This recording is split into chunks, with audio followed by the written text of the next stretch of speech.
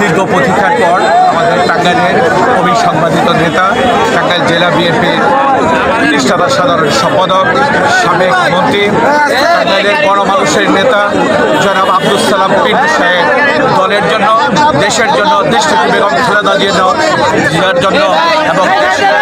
বিএনপির ভারপ্রাপ্ত চেয়ারম্যান জনাব তারেক রহমানের জন্য দীর্ঘদিন তিনি সংগ্রাম লড়াই করেছেন। তারই ধারাবাহিকতায় আজকে আমরা টাঙ্গাইল তথা মির্জাপুর পৌরবী